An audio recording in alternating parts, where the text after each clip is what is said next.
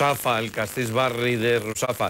I Bocairent també té una gran devoció a Sant Blai. Es complixen enguany 175 anys, que és el patró d'esta bellíssima localitat, als peus de la Mariola.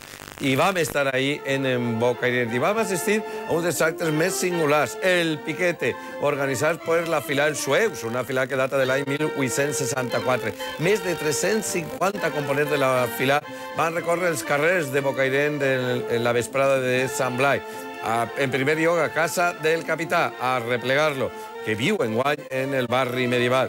Després a per l'Alférez, que enguany vivia en la part del Bocairent nou. I després, a les 7 eixia de l'església de Bocairent, la processó en honor de Sant Blai.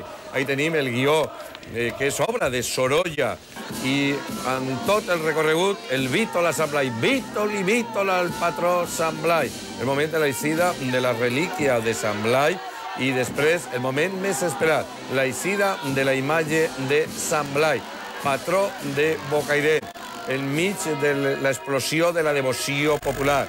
Va recórrer els carrers que tenen un encant especial del Bocairent medieval, del Bocairent antic.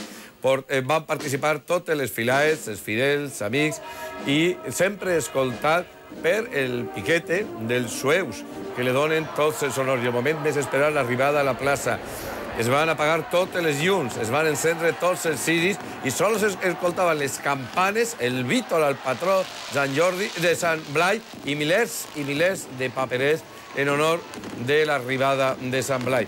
Un moment únic, ple d'emoció, ple de devoció, i una vegada més Bocairent va fer gala de la seva devoció al seu patró Sant Blai. Jo vull agrair des d'ací la col·laboració dels Suavos, nos van donar tot el carinyo, en especial Luis, de Blai i de tots els amics de Bocairent.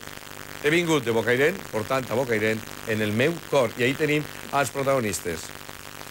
El Piquete per a Suavos sempre ha sigut una satisfacció poder desfilar darrere del sant i per fer tota l'organització prèvia que fem ara a casa del capità i a casa de l'Alférez i després acompanyant al patró en la processó. Tu portes molts anys així en esta comparsa? Tota la vida. Mi abuelo i els meus abuelos també era fester. I enguany ser el capità, què espera tu? Pues una il·lusió des de xicotet. L'origen del Piquete és que abans es traslladava la imatge del sant de la casa del propietari del quadre a la iglesia. Després va canviar d'imatge, va adquirir un Sorolla, que és el que tenim ara en la parròquia, i entonces va desaparèixer aquest origen.